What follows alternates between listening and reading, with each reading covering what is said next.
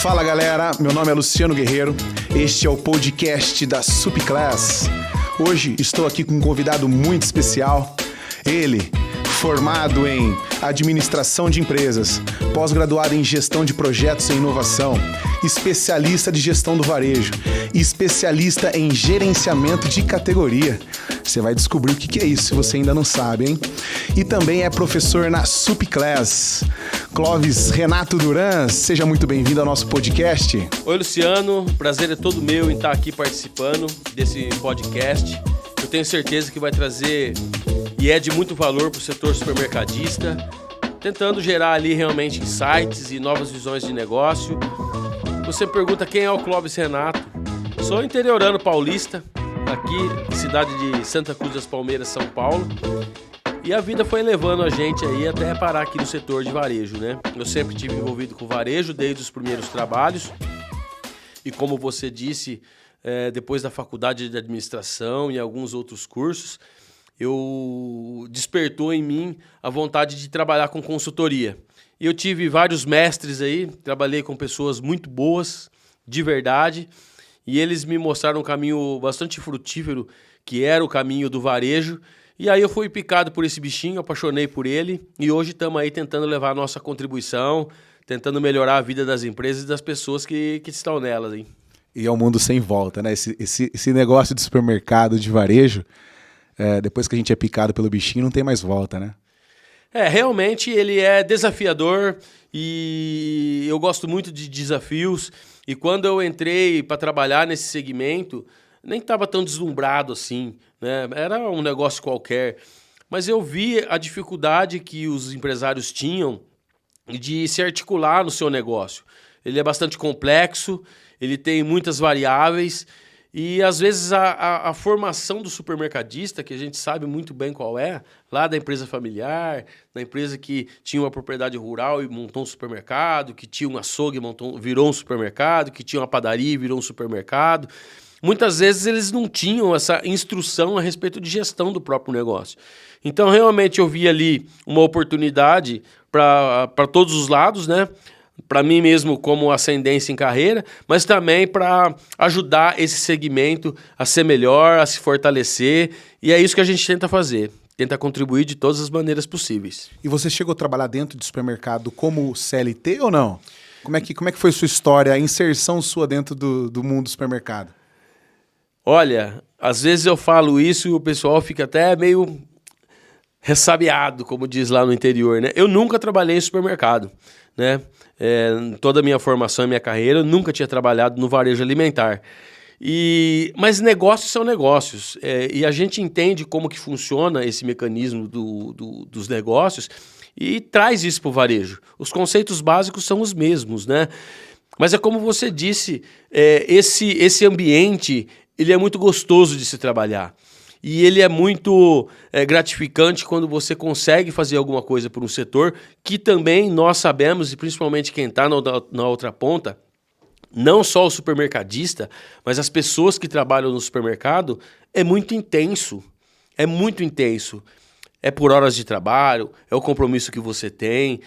Então, é muito triste quando você vê uma empresa que faz todo esse esforço, se dedica, tem toda essa carga de trabalho e não tem resultado, né? Então, eu acho que foi isso que despertou em mim ali a minha dedicação a respeito do varejo.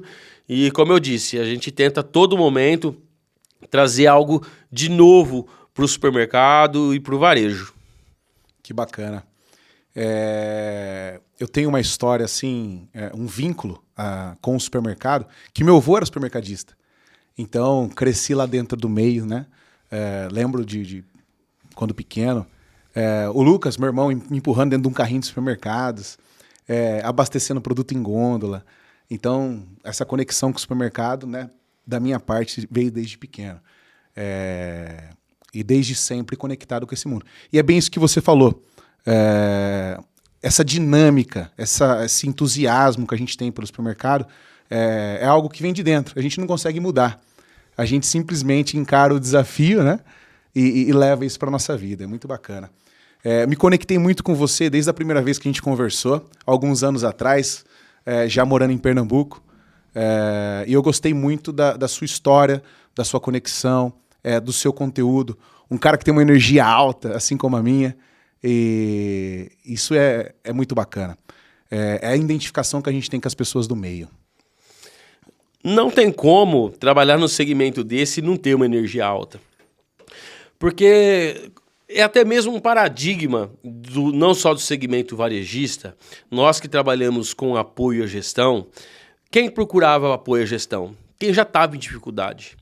É muito difícil, e agora está mudando essa história, uma empresa que já estava num patamar melhor, já estava num nível de organização, ela realmente achava que também não precisaria de uma consultoria, de um apoio desses.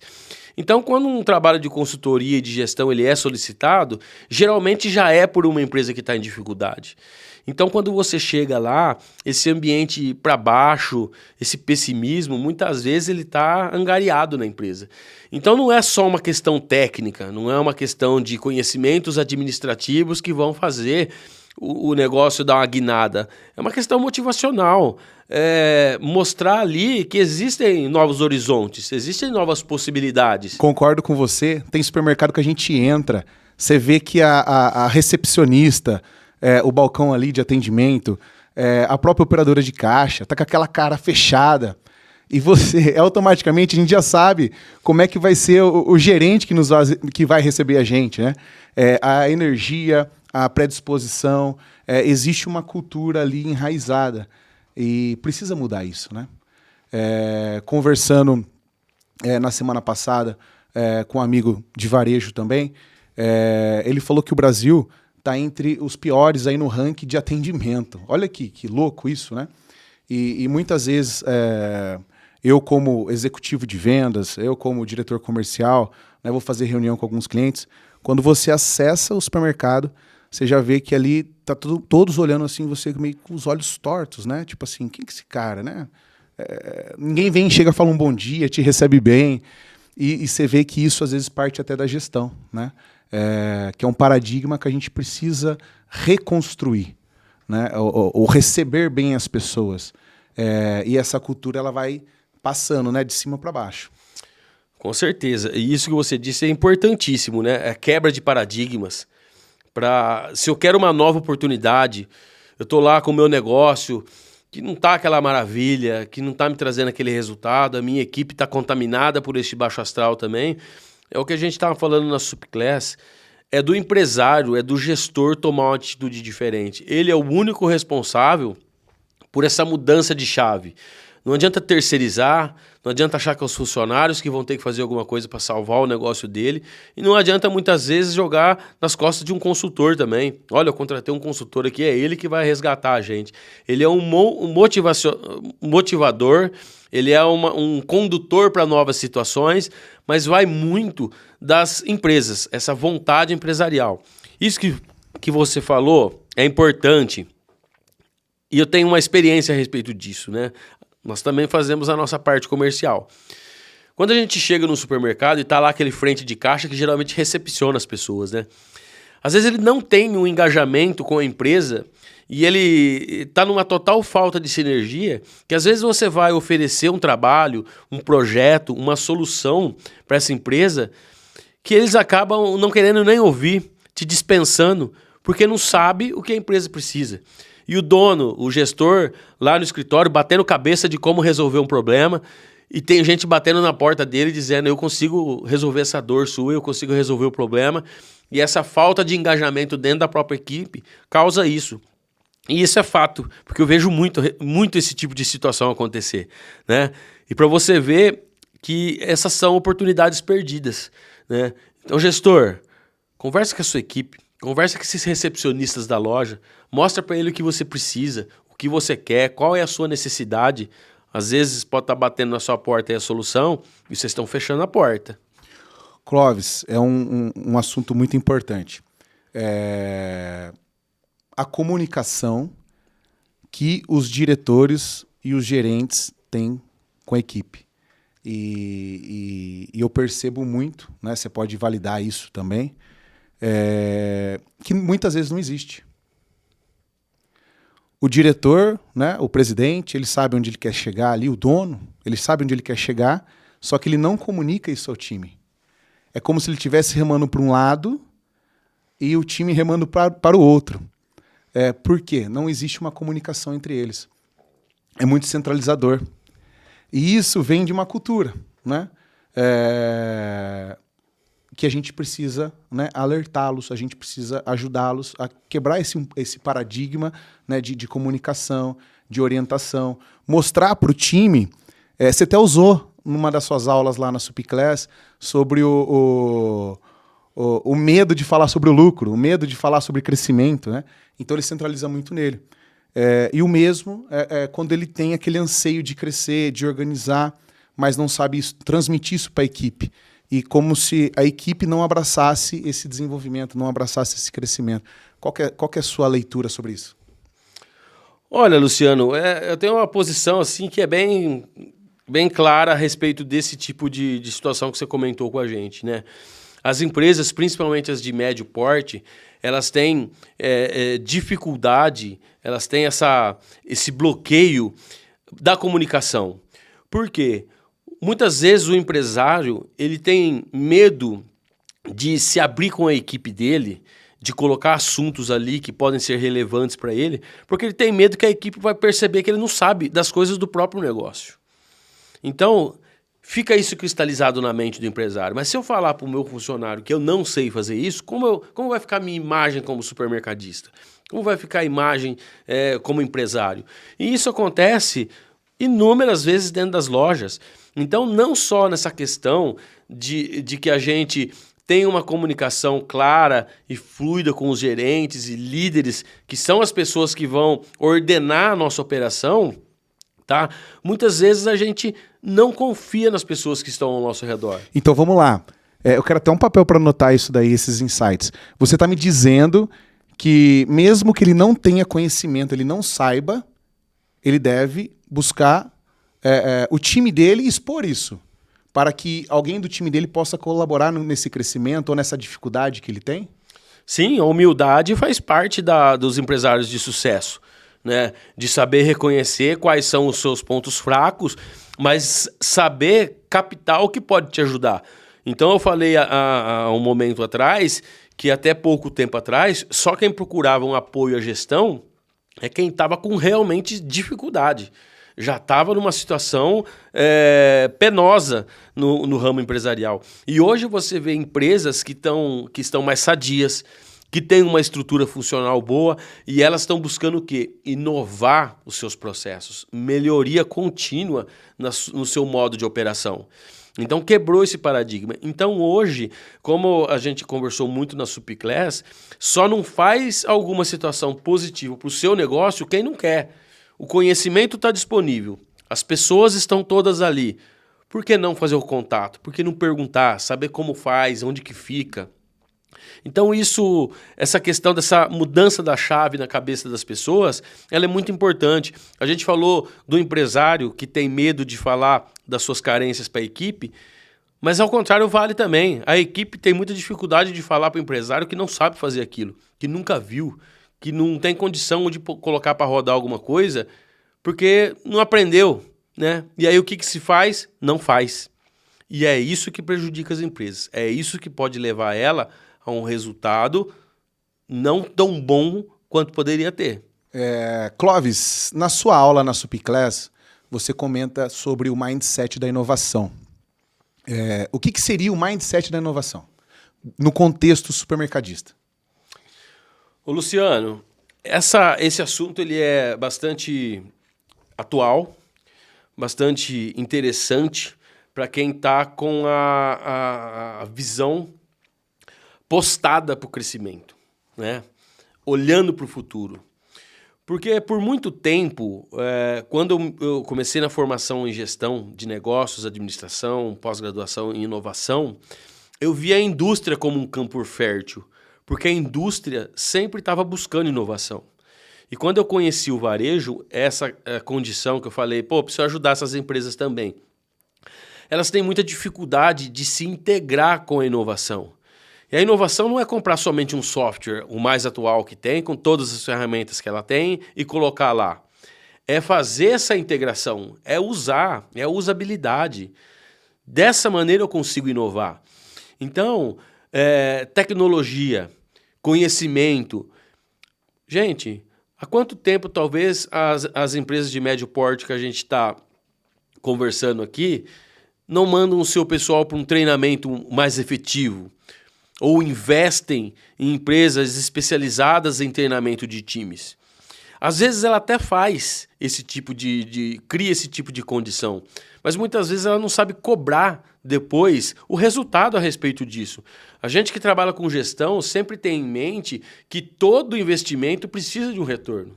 Não existe investimento sem retorno. Eu vou comprar um software novo aqui que funciona assim, assim, assado, com 10 ferramentas acessórias e eu vou pagar X por mês. Quanto você usa de todo esse arsenal tecnológico que você tem? Eu uso 20%. Pô, já está justificado aí a falta da conexão com o retorno de investimento. Eu vou pagar um curso para os meus gerentes, eles vão lá numa cidade maior, na capital, numa associação, fazer um curso específico sobre um gerenciamento de categorias, como a gente está falando aqui. A gente vai cobrar desse pessoal a usabilidade desse conhecimento? Então, muitas vezes isso não acontece. Então, a gente investe e acaba não vendo resultado. E quando isso acontece, entra nesse ciclo, o próprio empresário desiste de fazer investimento. Aquele velho ditado, né? Pô, mas eu gasto dinheiro para as pessoas, em treinar as pessoas, e depois elas vão embora da minha empresa. Elas vão para outro trabalho. O que é isso? Isso é a total falta de planejamento de recursos humanos. Quando eu quero investir em pessoas, antes de fazer esse movimento, eu preciso estruturar um recursos humanos bem ajustado para ter aquela concepção. Investimento em pessoas, retenção de talentos. Aí eu posso ir para uma onda de investimento.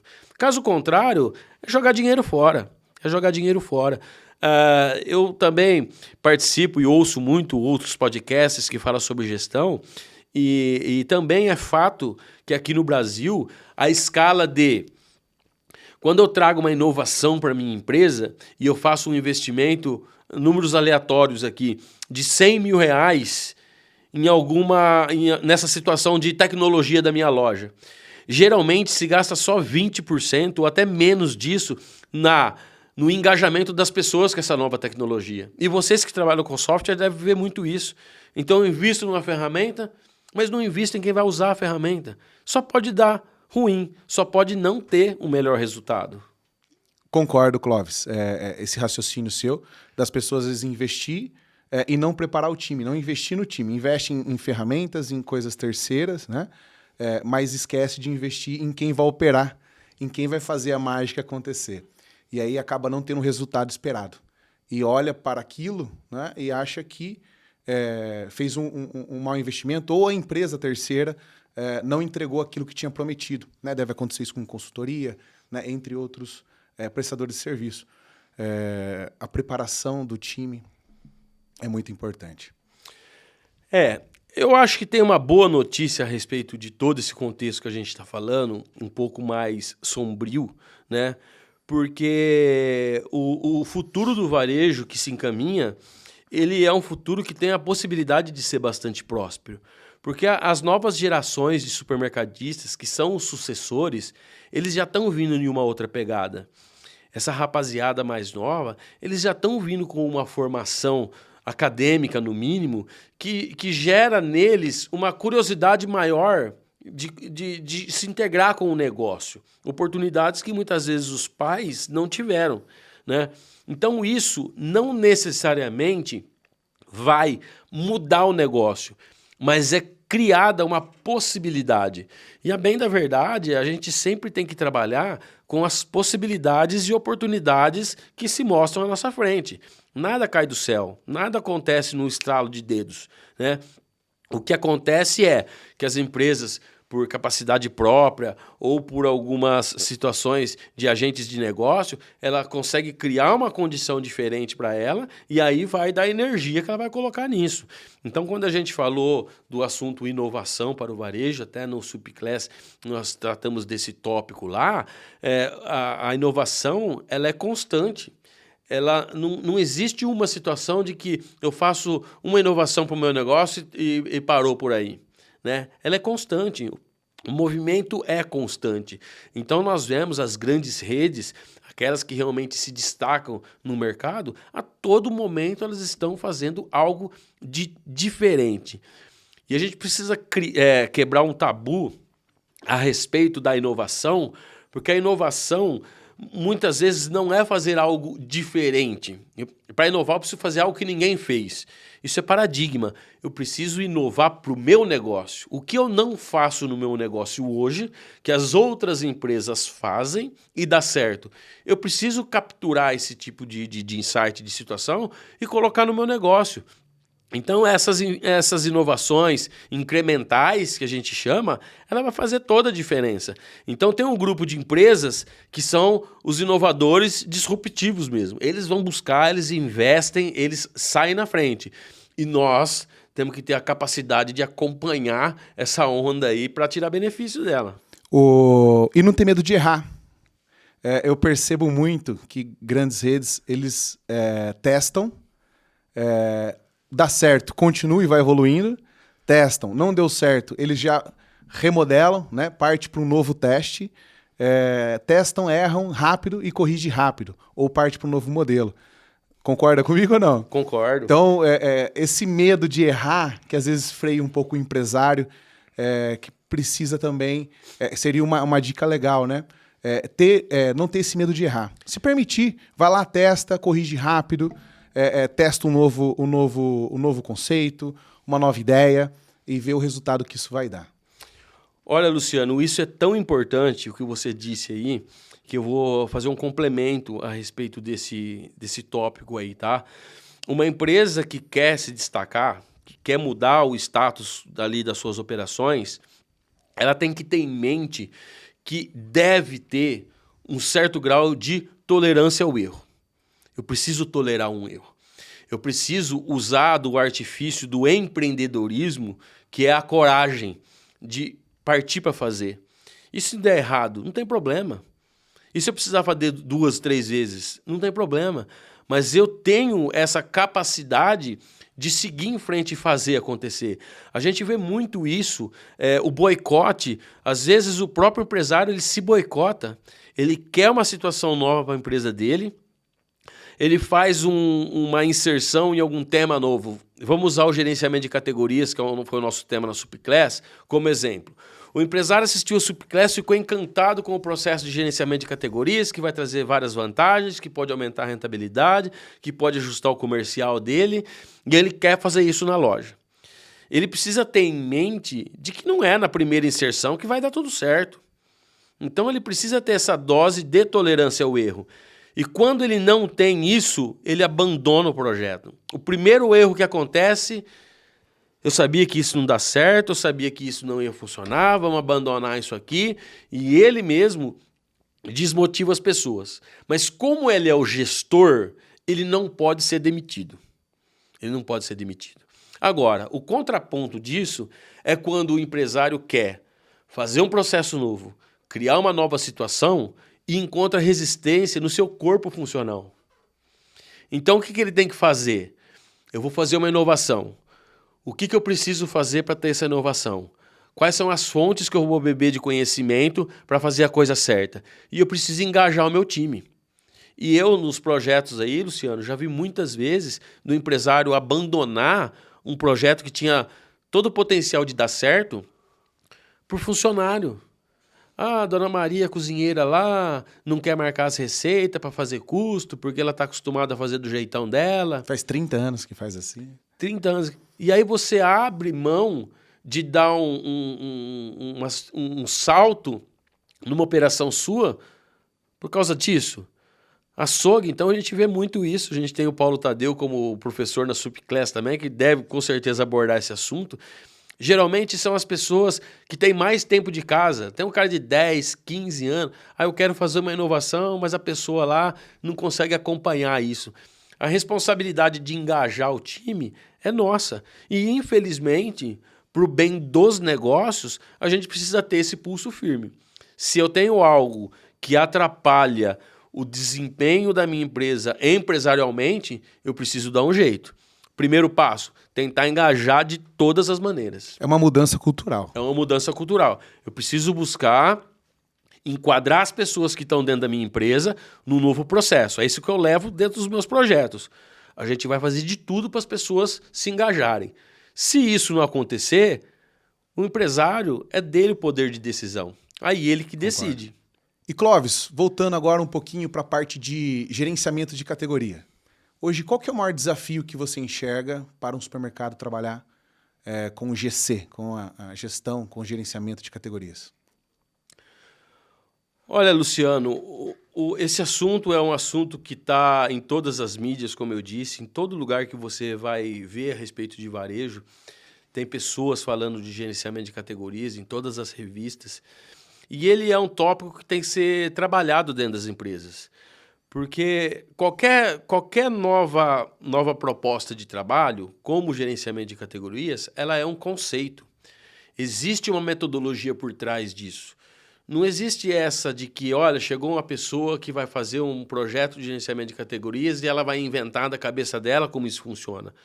Isso é uma metodologia, muitas vezes já testada, exaustivamente, e as pessoas que trabalham com esse núcleo de negócios, elas sabem o que elas estão fazendo. E eu vou te dar um exemplo das situações que eu mesmo vivi no varejo, quando eu comecei a trabalhar no varejo. Então, quem que eu encontrava de cliente? Pessoas que estavam há 30 anos no varejo, 25, 20, que seja, trabalhando no varejo. E aí chega uma pessoa que fala que nunca trabalhou no supermercado e vai dar as cartas de como isso vai funcionar. Então, esse bloqueio ele era muito forte. Então, até você conseguir, de uma maneira lúdica, inteligente e astuta, provar que aquele processo era seguro, essa é a palavra-chave. Ele é um processo que, se bem feito, ele é seguro.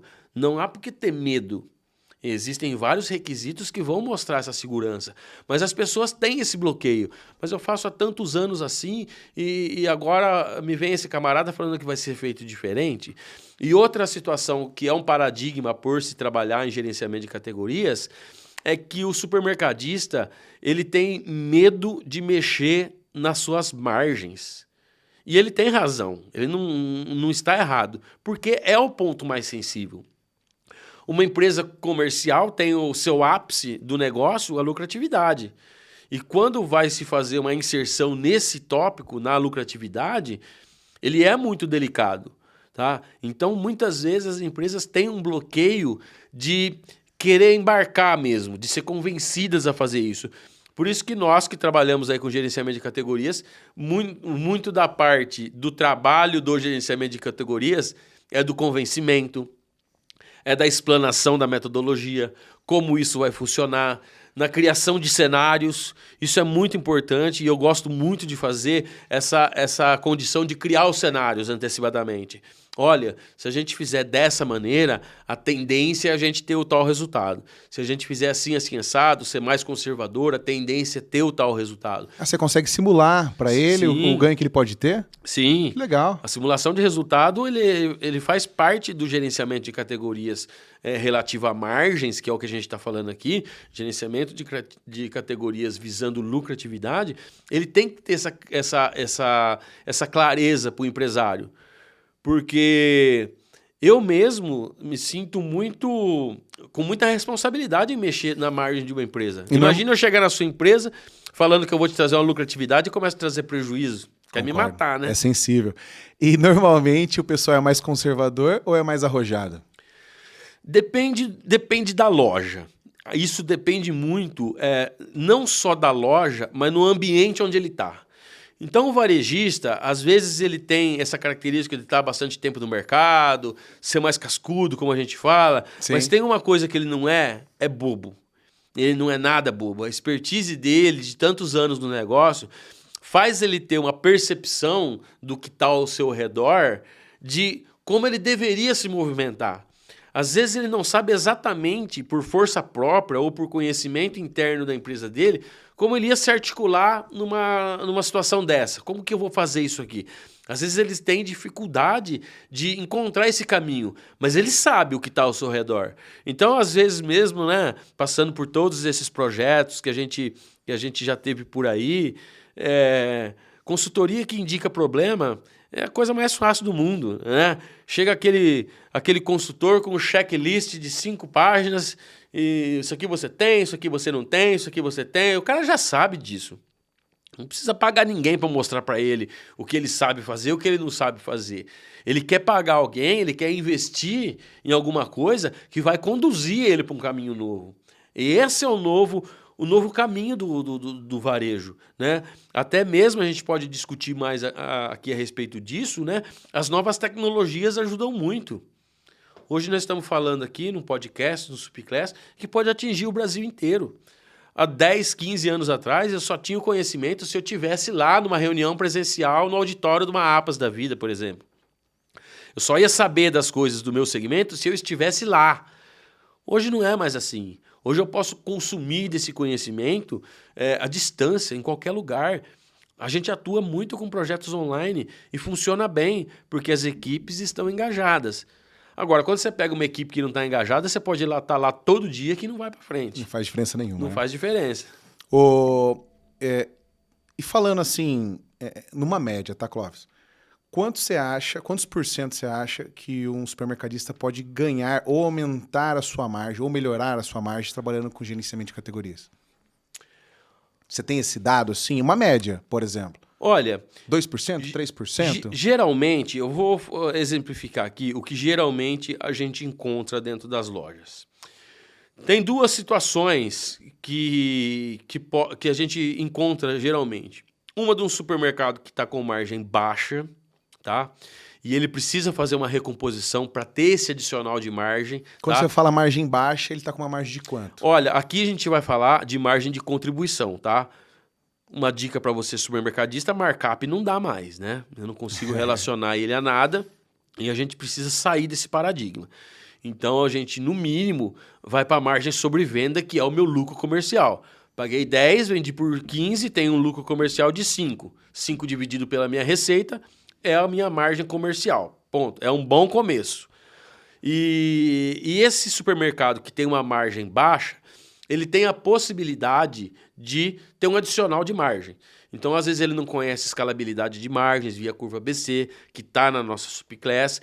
Então, ele tem dificuldade de rentabilizar o seu negócio. E a gente encontra também, muitas vezes, um supermercado que está com uma margem alta. E a margem alta também não é bom negócio, porque ele perde competitividade. Então, em todos os negócios, todos, existe um ponto de equilíbrio. E as empresas precisam do quê? Eu não preciso ter uma margem de 27 ou de 32. Eu preciso saber, sim, qual é o ponto de equilíbrio onde eu preciso estar para o meu negócio ser competitivo e lucrativo. Às vezes pode ter um supermercadista que tem uma margem sobre venda de 26% e tem lucro, e um supermercadista que tem uma margem de 32% e não tem lucro. Tem o custo operacional alto, por exemplo. Todas essas variáveis entram ali no bojo do negócio. Mas o importante é isso, Luciano, encontrar o seu ponto de equilíbrio. Legal. E através das margens também que a gente vai definindo o nosso fator de compra, né?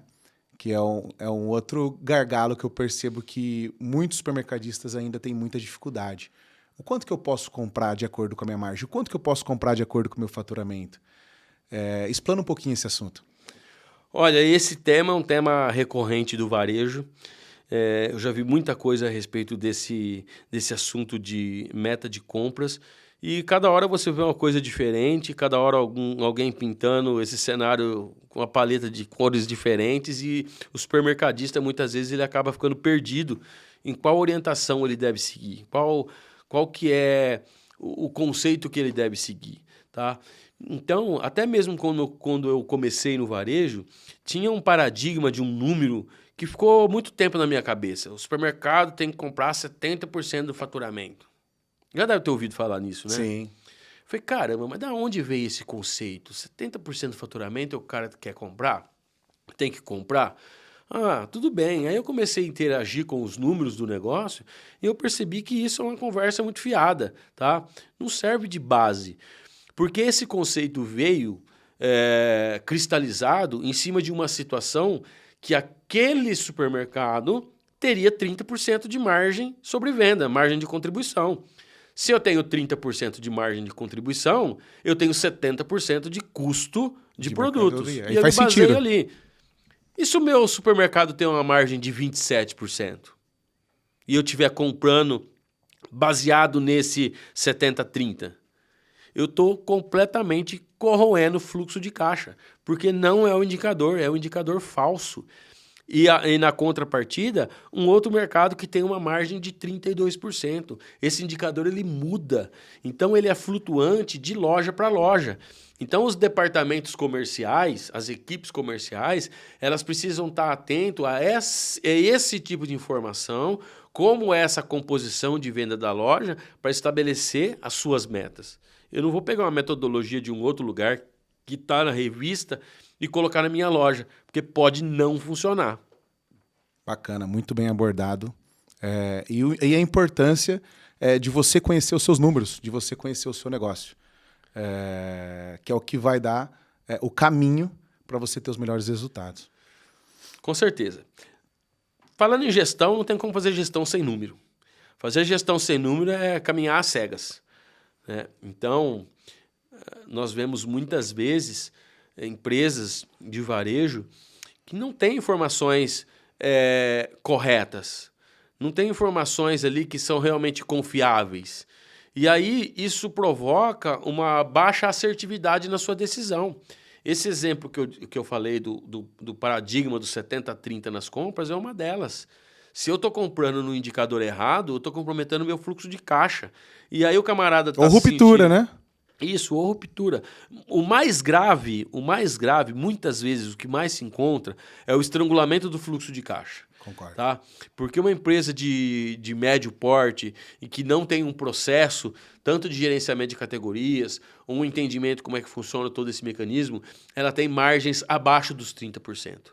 Então esse indicador de compras, ele muda. E isso pode causar esse tipo de desajuste administrativo. Então as empresas precisam fazer o que hoje? Trabalhar arduamente, com todas as suas energias, para as informações serem verdadeiras. Eu preciso da informação correta, para que eu tenha a real sobre o meu negócio e tomar a melhor decisão. Então, por exemplo, o supermercadista hoje ele sofre muito, em muitos casos, na formação de custo. Tá? Então, eu tenho uma pessoa que está lá lançando nota fiscal, mas que não foi treinada com o viés da formação do custo exata, a importância disso. Então, muitas vezes passa despercebido esse custo, se ele está corretamente, principalmente nos perecíveis, né? Então, produtos de açougue, desmembramento, caixaria, produção, padaria, confeitaria, lanchonete, rotisserie, gente, é uma infinidade. FLV, vem vale que não vem nota, depois vem a nota que não é igual ao vale. É uma verdadeira confusão. E se a nossa equipe não tiver essa perspicácia de parar sobre a documentação, observar qual é essa movimentação e falar, a gente precisa fazer isso, nós precisamos fazer isso, para ter essa informação correta, a gente está, como eu disse, caminhando às cegas. Eu estou indo e vamos ver no que vai dar.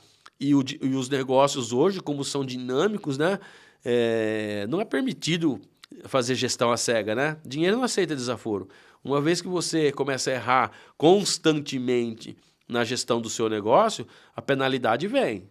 Já vi muitas histórias de depreciação de patrimônio, de lojas que fecham, e aí geram outras situações adjacentes, brigas familiares, um verdadeiro inferno. Quando você não sabe direcionar o seu negócio, pode ter certeza que ali é um vespeiro. É um vespeiro que pode trazer uns prejuízos muito mais que financeiros, prejuízos incalculáveis para a vida das pessoas. Tá porrada, hein? Tá muito legal esse podcast. Que bom, estamos aqui para isso. Muita certeza que vai agregar na vida de muitos empresários, gerentes de loja, compradores, etc. Tal. Eu acho que esse podcast não deve ficar só no CEO, só no dono, não. Ele deve entrar em âmbito das pessoas envolvidas no processo, que o conhecimento ele transforma, né? E através do conhecimento a gente pode mudar, a gente pode subir o patamar.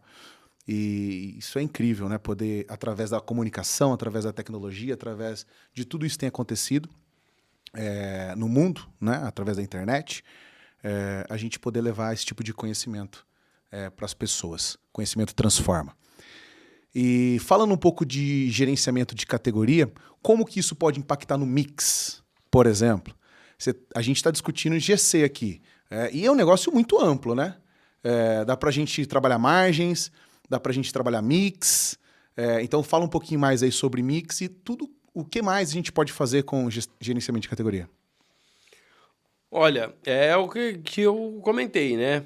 Ele é um processo muito valoroso dentro do varejo, né?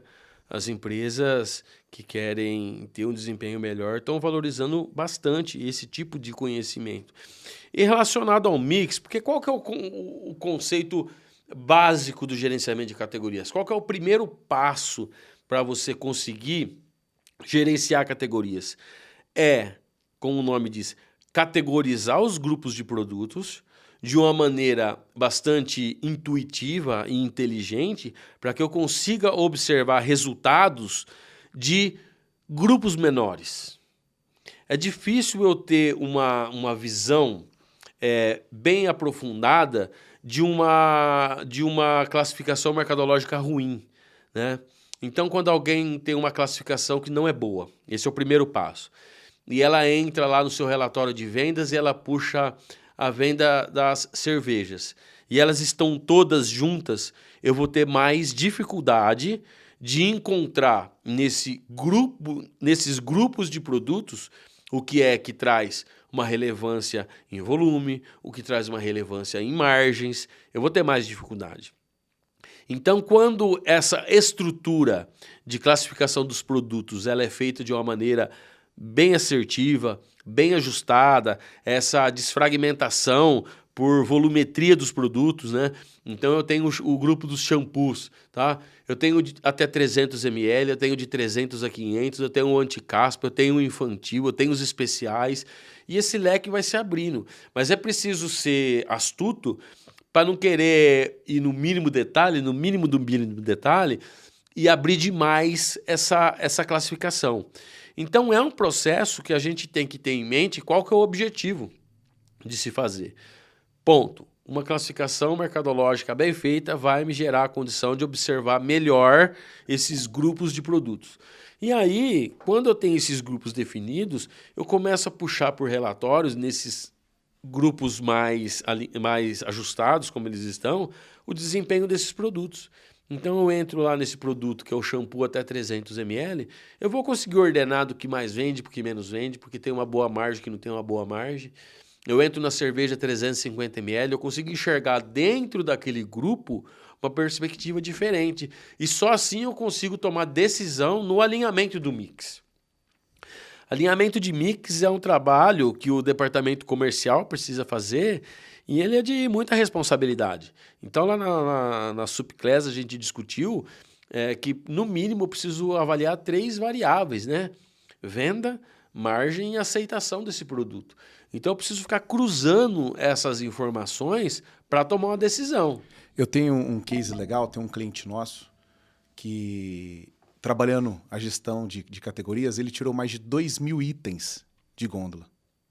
Eu não duvido, e eu acredito piamente nisso, porque você pega um supermercado de médio porte, ele chega a ter de 8 a 12 mil SKUs. É muito grande o número de produtos que tem na loja. E aí, como você tem experiência nisso também, eu puxo uma curva BC e está me dizendo lá que eu tenho 150 itens. Aí eu puxo uma curva B, tem mais 350. Então, quer dizer, eu tenho 75% da venda da minha loja em 500 itens.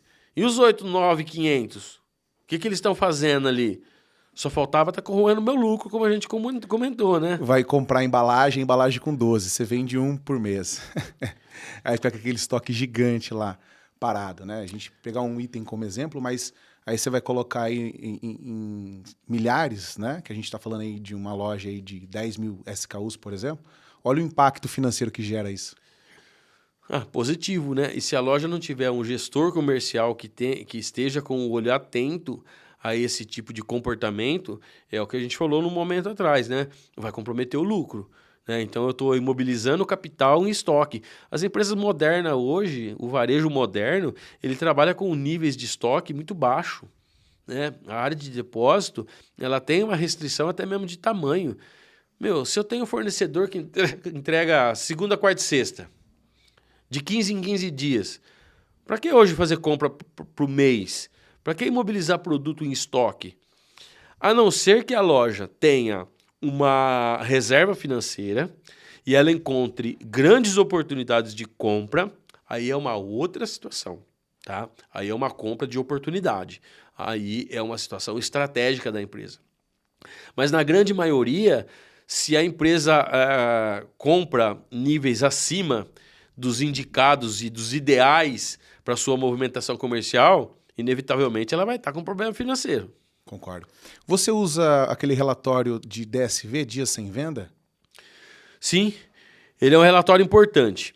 Mas tem uma observação a respeito de, não só esse, mas de muitos relatórios que a gente, como empresário supermercadista, poderia usar com muita assertividade, que é a gestão do estoque. Né? Então, eu tenho, às vezes, um problema que ele desencadeia outros 10 problemas. E se a gente não entender que eu preciso ir na raiz desse problema, eu fico refém de situações ali que eu poderia ter um desempenho maior e não tenho. Então, esse relatório que você me disse aí de dias sem vendas, ele está vinculado à questão de estoque. Tá? Quantos produtos eu tenho? Quanto tempo ele não vende? Quanto tempo eu ainda tenho esse produto na área de vendas e eu não preciso comprar? Se eu não tiver o estoque desse produto, nada feito. E esse tópico, eu espero que vocês da Supclass tenham uma aula específica sobre o gerenciamento de estoque. É extremamente importante. É extremamente delicado também, tá? Porque, como a gente comentou, esse ecossistema do produto, né? Toda essa movimentação de entrada, de baixa, múltiplos usos, múltiplas possibilidades de venda, talvez de um único produto, se a gente não conseguir dominar como funciona esse processo, eu não tenho estoque. E também, Luciano, o que eu vi muito, falando um pouco da questão do estoque, ele foge um pouco do nosso tema de gestão de categorias, mas que não foge tanto, né? Foi na pandemia, muitas empresas se lançaram para o e-commerce, né? Como a salvação da pátria, né? E não tinha gerenciamento de estoque. Então eu tinha uma plataforma de compra virtual com alguém com o telefone na mão para ficar ligando para o cliente dizendo que aquele sabor não tinha, que aquele produto não tinha, que aquilo ali precisava ser substituído por outro. Então, são as questões, princípios básicos do negócio, né? Então, esse mix que você perguntou, que foi o início desse papo aqui, ele tem que ser analisado pelo varejo, mas eu preciso que tenha condições de informação para que eu tome a decisão correta a respeito. Esse produto fica, esse sai, esse fica, esse sai. Né? Então, é um processo, é uma decisão do comercial que precisa de bastante perspicácia para ser tomada. Bacana, muito legal. Conteúdo aí de alta performance, né? De muitos resultados. Clóvis, nessa trajetória aí de 8 anos no varejo alimentar, traga pra gente uma história, um case efetivo de um resultado, de uma aplicação na prática, do gerenciamento de categorias.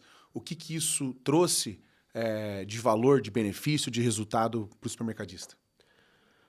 Bom, o exemplo que eu posso citar aqui é a respeito dessa questão da escala de margens, né? Da escalabilidade. Então, eu tenho vários clientes, não é um e nem é dois, mas eu vou citar um exemplo de um cliente de Minas, tá? Ali da região de São Sebastião do Paraíso. O supermercado tinha uma margem de Alô, Minas, um abraço! Tinha uma margem de contribuição aquém do que poderia ser, né? É muito ruim falar que uma empresa tem margens baixas, porque chega a ser depressivo no trabalho das outras pessoas. Mas ela tinha uma margem aquém do que poderia ter, né? E quando eu cheguei com o projeto de gerenciamento de categorias, eu vi a possibilidade de fazer escalonamento. a empresa tinha uma escala de margens de curva ABC que não estava condizente com uma boa lucratividade. Então, essa elasticidade que a gente diz de uma curva, de um grupo de produto para outros, ela era muito baixa. Tá? E o que é preciso ter em mente? Eu não posso permitir, por exemplo, que eu tenha produtos na curva C que demoram para girar, que quando eu tenho que fazer a recompra desse produto, que nem, acho que até você comentou, eu vendi 5, eu não compro 5, eu compro 12, tá? Produtos que ocupam lugar no meu estoque. Então, até mesmo pelo principal fato desse giro baixo, eu não posso permitir trabalhar com margem baixa nesse produto. Então, eu tenho que ter essa concepção de que eu preciso adicionar margem ali. Ai, Clóvis, mas o cliente vai perceber que a gente está fazendo aditivo de margem ali, tá? Não, ele não vai perceber se a nossa inserção nesse movimento ela for gradual, ela for branda. Não precisa ir com sede ao pote, tá? Então, na escala que está na nossa subclass, eu tenho uma margem A com 20%, uma curva B com 25% e uma curva C com 30%, na nossa visão que trabalha com isso, sabe que essa escala está errada. Sabe que eu preciso ter elasticidade nessa escala, que senão eu não tenho lucro. E isso não fui eu que inventei. Essas são as metodologias de gerenciamento de categorias. São os indicadores do setor. Isso é sempre importante frisar. Não é a criação da cabeça. Então, a gente faz um trabalho, como eu disse no começo, principalmente de esclarecer para o empresário, para a equipe deles, que é possível ter esse adicional. O seu recurso está lá adormecido na sua prateleira, o produto já está lá. Eu só não consigo, de alguma maneira, me apropriar dele. E aí, nesse processo de convencimento de que dá certo, de que isso funciona, quando entra na cabeça do empresário de que não, se a gente não fizer esse movimento, eu não vou conseguir ter o resultado. E ele confia no processo, tá? Eu não quero que a pessoa confie estritamente em mim, eu quero que a pessoa confie no processo, tá? De gerenciamento de categorias. Então, quando a pessoa toma consciência que é confiável, e ela faz. E quando ela faz, ela tem esse adicional de margens, que eu já tive casos, esse é um caso dele, de adicional de 3% de margem de lucratividade. Então, isso lá no final é um resultado financeiro muito grande. E a gente não pode deixar esse recurso sem dono. Né? É meu, eu já comprei o produto, eu já investi em loja, em equipamento. Esse recurso ele está ali. Eu só não consigo hoje, como eu disse, captar ele. Mas com esse processo é possível. É possível e seguro. Bacana. Vou entrar no assunto polêmico agora, hein? E nesses momentos de inflação, como que o supermercadista deve se comportar referente a preço? Um produto que inflaciona muito. Ele deve buscar analisar o mercado em si, os concorrentes, e trabalhar a estratégia em cima disso. Ele deve, mesmo que abra mão da sua margem, ou, por exemplo, ele deve manter sua margem independentemente das concorrências. Como é que você analisa esse tipo de cenário? Boa, legal esse tipo de provocação aí. Olha, quando a empresa ela detém um conhecimento a respeito dessa articulação comercial, esse tipo de assunto é fichinha, tá? Você tira, assim, um insight rápido de como fazer essa recomposição. Então, olha só, eu tenho um momento que existe uma questão inflacionária, onde o nosso cliente sente esse tipo de impacto, né? E eu quero criar uma situação internamente de fazer esse agrado ao meu cliente, tá? Eu quero trabalhar também em prol do meu cliente. A gente trabalha muito com lucratividade, só que a gente não esquece do cliente. O cliente não é um ser isolado que a gente olha para o lucro e ele que se vira lá. Não. Então eu quero fazer uma ação que eu vou agradar esse meu cliente. Então, por exemplo, se eu conheço as escalas de curva ABC, o que eu posso fazer? Eu posso abaixar 2, 3 pontos da minha curva A. Posso abaixar seguramente. Para ser mais competitivo, para trazer ali para esse cliente realmente não só uma sensação, mas eu posso trazer preços mais competitivos daquele grupo de produtos que faz a diferença para o cliente. Só que como empresa comercial eu não posso abrir mão do lucro. Então, se esse movimento me faz perder lá no final, no resultado da última linha lá, ele me faz perder 1% no geral, eu preciso saber fazer recomposição. Então, eu tiro de um lado, onde vai trazer um impacto para esse cliente, mas eu recomponho de outro. Essa é uma garantia existencial dos negócios. Teve uma onda e ainda tem. Mas eu preciso fazer pesquisa de campo, tá de olho nos meus concorrentes? Sim, falando em curva A, constante. Sempre, todos os dias. Sempre. Curva A, que são os produtos de relevância para o cliente, eles têm que ser acompanhados de perto de como atua a praça. Como a praça se comporta, tá? Muitas vezes, esse grupo de produtos de curva A, não sou, na verdade, eu, supermercadista, que determina o preço. É a praça. Então, nesse grupo, a praça determina o preço e eu conheço as metodologias para, se eu precisar fazer uma redução de margens aqui, eu sei fazer a recomposição, principalmente em curva B e curva C. E é justo fazer isso. É justo fazer isso. Empresas que abrem mão de lucratividade só por abrir, elas sofrem outros tipos de consequências depois. Não tem dinheiro para pagar fornecedor, não tem dinheiro para pagar funcionário, não tem dinheiro para investir em infraestrutura. Então não adianta abrir mão de margens dentro de uma empresa comercial, é altamente arriscado. Ou você sabe exatamente o que você está fazendo e ele faz parte de um plano estratégico, ou é simplesmente, vou usar um termo bem pesado aqui, é uma ignorância empresarial. Eu não sei fazer, eu não sei me articular, e eu vou fazer isso aqui e vamos ver o que vai acontecer. E aí pode ser uma espiral negativa isso, muito perigoso, muito perigoso. Isso impacta diretamente na loja, né? Eu percebo, desde a infraestrutura, da iluminação, da ausência de muitos investimentos que a loja precisa, às vezes por estar sacrificando margem, né? Por não ter o lucro que a loja merece. Isso vai impactando em muitas vertentes ali dentro do negócio do supermercadista. Sim. Contratando pessoas mais baratas, com menos conhecimento, que vai gerando menos resultado, que vai agregando menos no negócio e vai entrando nessa espiral negativa, que vai trazer um resultado negativo para o negócio, cada vez mais. E aconteceu um movimento que, não sei se ele é natural ou alguma coisa nesse sentido, em que muitas vezes, muito supermercadista, ele ficou muito apegado ao valor da venda, a questão do faturamento, né? Então, tem um supermercadista que faturava 1.500.000. Aí, entrou em várias inserções de ofertas agressivas, não que isso seja ruim, mas é preciso ser bem planejado. E aí ele viu um faturamento aumentar de 1.500.000 para 1.900.000 e isso cresce o olho dele, tá? Se eu aumento o faturamento, eu aumento o meu resultado final. Essa é uma matemática que às vezes pode fazer sentido e outras vezes não pode fazer sentido. Porque o quanto que eu estou perdendo de margem para aumentar essa lucratividade, para aumentar esse volume de vendas, desculpa. Quanto que eu estou sacrificando?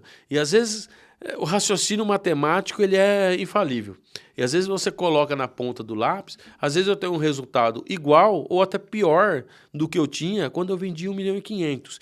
Então, essa estratégia de agressividade comercial, ela precisa ser bastante estudada antes de ser feito. Fazer com os pés no chão. É uma pergunta que eu faço sempre para o meu cliente. Direto. Quanto tempo você demora para fazer o jornal? 5 horas. Quanto tempo você leva para analisar suas ofertas? Nem 1 minuto, porque eu não analiso. Então, os departamentos comercial, às vezes, não tem essa pegada. E faturamento não é lucro. Faturamento não é lucro, são coisas muito diferentes. É preciso alinhar essas duas variáveis aí, que vai gerar o resultado. Eu preciso ter um faturamento condizente com a minha estrutura, tá? Porque tudo tem um limitador, né? Qual é o limitador do faturamento? Espaço físico, capacidade de atendimento, a formação desse mix. É isso que vai dizer qual é o teto de faturamento. Não adianta eu pegar uma loja que tem 400 metros quadrados e falar que ela vai vender 3 milhões de reais. Conversa fiada. Então, o faturamento tem um teto e tem um limite. Assim como a lucratividade. ela tem um teto e tem um limite de loja para loja. Não adianta eu querer romper esse teto, porque não vai dar bom, vai dar ruim, eu vou perder a competitividade, eu vou começar sendo taxada como uma loja clara. Então, dentro desse ambiente do negócio, equilíbrio é a palavra de ordem. Eu preciso equilibrar. Lembra que eu falei, não sei se foi aqui no podcast ou lá no Subclass, que a gente precisa encontrar o nosso ponto de equilíbrio? Não adianta eu ir lá na revista e ver qual é o ponto de equilíbrio de outra loja e achar que ele é o meu. Eu preciso saber do meu ponto de equilíbrio. Qual que é a minha venda? Qual que é a minha margem? Eu estou explorando bem essas duas segmentações? Beleza. Como o meu departamento comercial trabalha como protetor do lucro, inteligência de negócios, ele trabalha, o meu comercial trabalha protegendo o lucro, tá? Quanto é a minha despesa operacional? E aí você vai cruzando essas informações e você vai chegar no resultado final. Às vezes é aquela máxima da conta, né? Você prefere ter um resultado de 1.500.000 de venda e um resultado final lá de 4% ou vender 1 milhão com resultado de 9% final? Então é pura e simples matemática. A gente precisa encontrar o nosso ponto de equilíbrio. Fazer uma pergunta para o público. Você prefere faturar mais ou ter mais lucro? Né? Luciano, o lucro também, puxando o gancho aqui, é um paradigma dentro das empresas, né? E eu já também vi muitas reportagens a respeito da parte de gestão, de que aqui no Brasil, parece que é pecado você ser lucrativo. É pecado você ser um empresário que dedicou muita parte da sua vida em cima do negócio, fez um investimento inicial, colocou a cara a tapa lá, trabalhou muito, porque a gente sabe que o varejo trabalha muito, e ele busca, de alguma maneira, esconder que ele é uma empresa rentável, né? Porque as pessoas vão falar, eles vão cobiçar, e isso é uma completa bobagem, né? Muitas vezes também, dentro de projetos de loja, a gente tem um departamento financeiro que o empresário quer esconder os números de quem trabalha no departamento financeiro. Não fala, não vamos mostrar esses números não, porque senão as pessoas aqui vão ver essa lucratividade aqui e não pode... Gente, nós precisamos ter equipes profissionais dentro da nossa estrutura. Se eu contrato um profissional financeiro, um profissional de tesouraria, já vem na formação dessa pessoa essa questão do sigilo, da discrição. Agora, o que você vê muitas vezes, e chega a ser uma crítica positiva assim, eu pego alguém totalmente despreparado, que não está formado para esse tipo de relação com resultados monetários e coloco lá para trabalhar. Aí realmente não é a melhor situação. E a pessoa, como não entende como funciona esse mecanismo, ela se deslumbra mesmo e vai falar lá, o patrão está ganhando muito dinheiro, o patrão está ficando rico, o patrão isso e aquilo, e a gente aqui da operação nada, só trabalho. Então é preciso que no nosso ambiente de gestão eu tenha pessoas que estejam preparadas para trabalhar naqueles núcleos de trabalho, principalmente na questão do financeiro. Imagina eu contratar um recursos humanos que é um coração mole, né? Ai, meu Deus, fulano faz tudo errado, mas a gente precisa manter ele aqui, porque isso e aquilo. Não dá. Negócios são negócios, a gente precisa tratar com muita seriedade isso aí. E a empresa que é lucrativa, aquela empresa que gera recurso, é muito inteligente do empresário reinvestir no próprio negócio. Eu invisto em crescimento. Eu invisto em crescimento orgânico e sustentável. Eu vou fazer o meu negócio prosperar cada vez mais. A não ser que o empresário já está cansado, de saco cheio, não quer mais atuar no segmento, falar, daqui eu não vou sair, aí é uma outra situação. Mas uma empresa que busca prosperidade, ela tem que fazer planos de crescimento. Capital residual de lucratividade, ele serve para novos investimentos ou para aplicações inteligentes.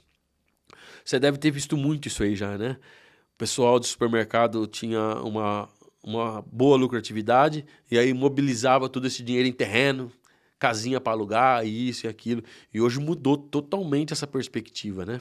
Totalmente. Então, tão difícil quanto gerar o lucro na nossa loja é saber trabalhar com esse resultado, é saber trabalhar com esse lucro, tá? Então fica a dica para o supermercadista aí. Como eu trato o meu lucro? Seja bom ou seja ruim? Como eu me articulo com a hora que ele está na minha mão, com esse meu dinheiro? É interessante esse tipo de raciocínio. Legal. Eu sou apaixonado pelo movimento empreendedor. Desde sempre que eu me entendo por gente, sempre quis empreender, sempre fui conectado de alguma forma através da minha mãe, da minha família. E essa capacidade que o varejo tem de gerar empregos é maravilhoso, né? É a força motora do nosso Brasil. É a força motora de transformação. É através do empreendedorismo, através do empresário. É por isso que eu estou aqui agora, viu, Clóvis?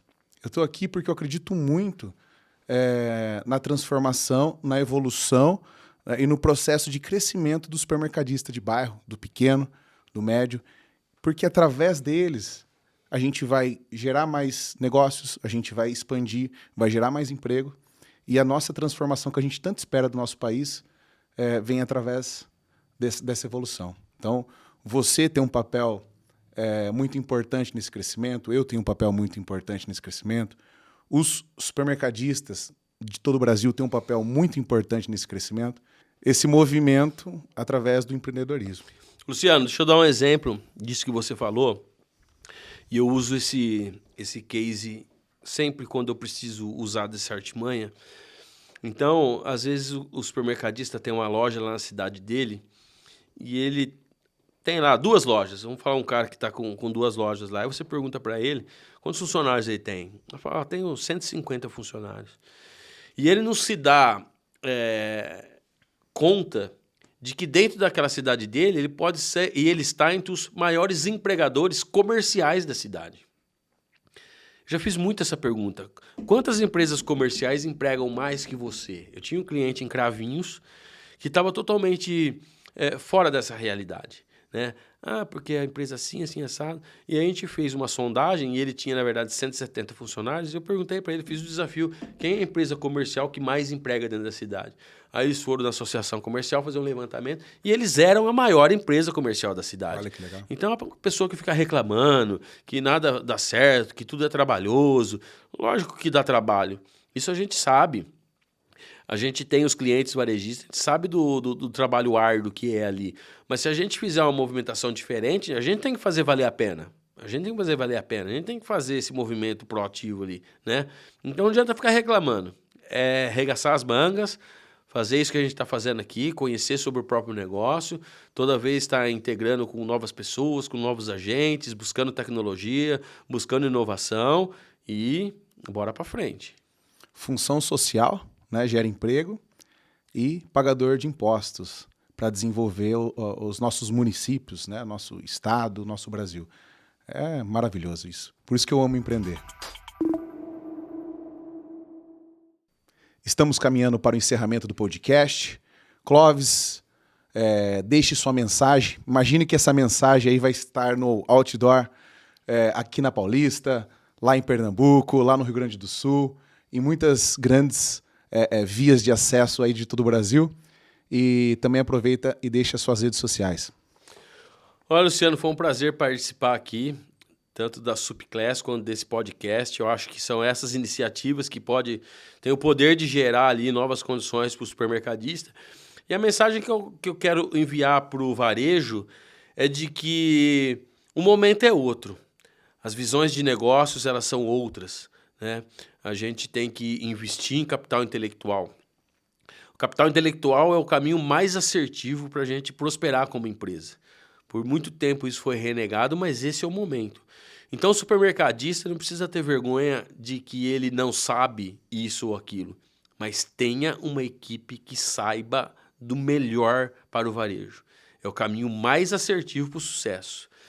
E pode nos encontrar ali nas nossas redes sociais, no www.gestãodesupermercados.com.br e no Instagram, no marketlab_gestão. Sempre colocando conteúdo, gerando insights lá para esse nosso setor, que é realmente apaixonante. Um grande abraço para vocês. Foi e sempre será um prazer estar aqui contribuindo de certa forma. Que legal, Clóvis. Foi um prazer imenso receber você aqui. Foi um bate-papo muito rico. Pude aprender demais com você e eu acredito que o pessoal que nos está acompanhando nesse momento tem aprendido bastante. Agradeço aí. E para você que nos acompanhou até aqui, siga a Supiclass nas redes sociais, uma plataforma educacional voltada para o setor supermercadista. É isso aí. Vejo você na próxima e até mais.